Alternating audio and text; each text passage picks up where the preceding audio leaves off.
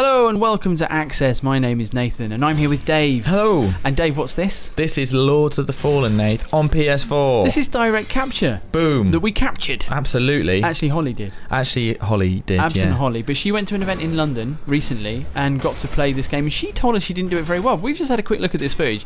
She did fine. Yeah, she's done really admirably. I don't know what she was talking about. And this is, for those of you who don't know, Lords of the Fallen is, as you can see, it's a third-person action-adventuring game, but very much modelled on the Dark Souls style. So much so that when I played it at E3, there's a mini-boss in here. Let's see what Holly does. Sorry to interrupt myself. That's a big guy with a big shield. Yeah, she knows what she's doing. This is what the guy at E3 told me to do.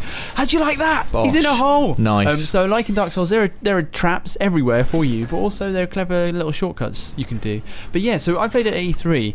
Double tap circle on the pad just to be like, how much like Dark Souls is it? And that did the back step that I kind of expected it to. Okay. And then got into a fight and just was like, and I just played it like Dark Souls. And everything is very. So the controls are mapped to the same. The same, as Dark Souls. And like moves you don't have to have, like like the back step and like the rolling. She's messing people up here. Absolutely, she's doing fine. And I guess the big thing is, I mean, the people who are making this game have talked about it. They're very upfront about the fact that Dark Souls is obviously a big influence.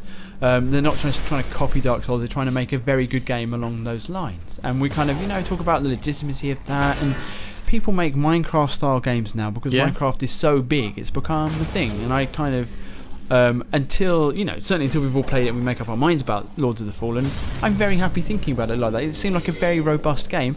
It's also really pretty, Dave. What are your thoughts about it? Yeah, I do think it looks really, really pretty. I was thinking, Nath, actually, like I know you've played Dark Souls and loved it. I've never played it, and I've sort of wanted to, but not that much. But there's something about this. Exactly, I'm afraid.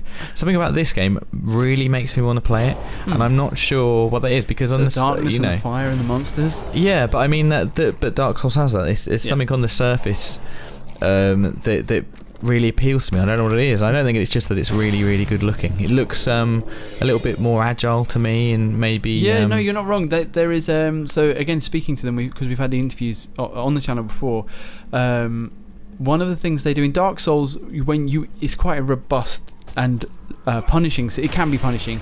Just the movement and the animation system. So once you commit to something like a move or a block or a roll, you cannot break out of that. Right. Whereas I think in here they have, they've spoken about the fact that they are more flexible. So they will blend an animation. So if you decide to do, I'm not sure exactly what the examples are, but if you're rolling, say, and you realise you're about to roll into an attack, you can go straight up into a shield block. Yeah. And those kind of things. And I think that they're interested in making it a challenge, but they're not interested. I think difficulty became the defining feature of Dark Souls, maybe unfairly, but in a way which completely just that was the message of that game. And I think Lords of the Fallen, like you say, they want people to have a go. Come on an adventure. Speaking of having a go, I think Holly is just about to come up against the boss of this demo. She's changed. She's gone for the claws here. Yeah. Obviously, she's gone melee, which I wouldn't normally do unless I knew a boss really well. I don't think because you have to. Because if we're up close, you're very susceptible. So unless you know what the attacks are. Well, she wouldn't know this boss very well.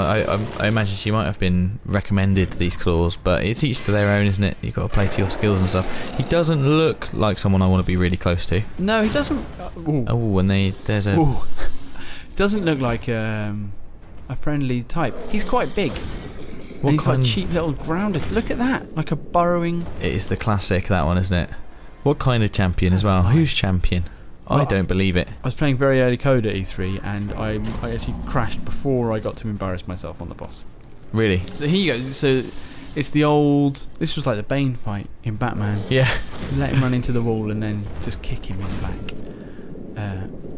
You can see the champion's health is sectioned off as well. I think when you get him down so far, he changes the way he attacks. He's like gets more powerful, more devastating. Do you think this is John Champion, who's better known as the commentator on Pro Evolution Soccer? Well, that would be a turn-up. Maybe we're Jim Beglin. If it is, let's have a fight, John. He's looking well. Yeah, he is. In a way, he's been working out. Yeah, I mean, I guess you never get to see him, do you? Really, in the commentary. No, box? You only hear about him. Here we go. Oh, that's gone quite badly. Maybe she was talking about that bit specifically. That wasn't her best moment. No, true. No, Holly has equipped herself very well. Like I said, no, she's been doing all the things you'd expect someone who knows what they're doing in Dark Souls to do. And you're the kind of thing, shield up all of the time, backstepping. And she did a falling attack earlier on, which is an attack you can do from ledges down onto enemies, and it will give you like a bigger damage on it. So she knows what she's doing. And I think it's important to know that as well, because people who are Souls fans, I mean, there's probably a boisterous machismo among that community. What I'm saying is, if they see someone playing a game like Dark Souls and not doing amazingly, there is often the temptation to go, that's rubbish. Yes. This person doesn't know what they're doing. Holly does know what she's doing, and I think this boss is rather tough. I understood at E3 there was 1 or 2 people a day out of dozens and dozens who were taking it down. So as far as I'm aware, this is her first time up against him, so hey, I think she's doing admirably. I can count the number of bosses I killed in Dark Souls first time on no hands. Really? Yeah, no, there was one actually, but so I must have just counted it using an abacus, but no hands.